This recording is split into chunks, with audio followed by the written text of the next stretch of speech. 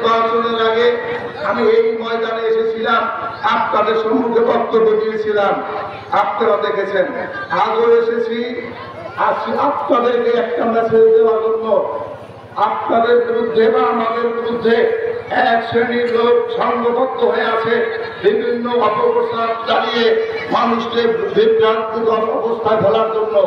এবং এই বিভ্রান্তিকর অবস্থা ফেলাতে পারলেই ওনারা ফায়দা নিতে পারবে ওনারা মনে করেন। আমার বিশ্বাস আপনারা এই সকল প্রোগ্রামে আপনারা কোন রকম বিচলিত হবেন না।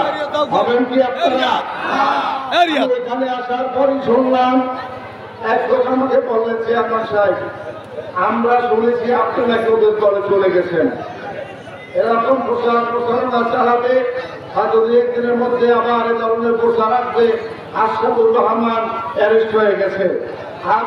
আশরাফুর রহমানের মতো মানুষ, আশরাফুর রহমানের মতো একটি নেতাকে যদি মঠকরিয়ায় কোনো কেউ যদি অ্যারেস্ট করার সুযোগ পায়, মঠকরিয়া তামা হয়ে যাবে। মঠকরিয়া থাকবে না। এটা ভান্ডারি নয়, এটা মঠকরিয়া। মঠকরিয়ার শান্তিপ্রিয় মানুষ আশরাফুর রহমানকে ভালোবাসে। আর এই ভালোবাসার প্রতিদান স্বরূপ আমার বক্তব্য দীর্ঘায়িত করার সুযোগ নেই। যেহেতু এই ভালোবাসার প্রতিদান স্বরূপ আমরা 29 তারিখ আশরাফুর রহমানের ঘোষিত প্যানেলকে বিপুল ভোটের ব্যবধানে আমরা বিজয়ী করবো ইনশাআল্লাহ। পারবেন কিনা? ভারত থেকে এর আগের বারেও যেভাবে ভোট আমি দিতে পেরেছি, এবারে ইনশাআল্লাহ আপনাদের সকলের দোয়ায় তার চাইতে কম দেব না।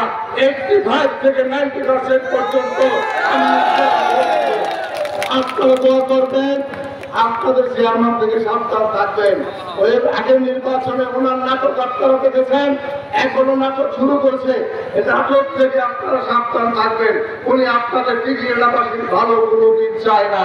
যদি চায় তাইলে কেন ওনার আজকে 6-7 জন মেম্বার ওনার পরিষদে নাই?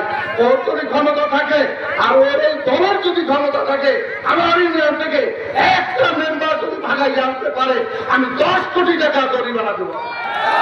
ক্ষমতা রাখে না, এক অযোগ্য অথর্ব অশিক্ষিত চেয়ারম্যান। এই জন্যই ও দল থেকে ভাগে আসে। আজকে বক্তব্য নির্ধারিত করবো না।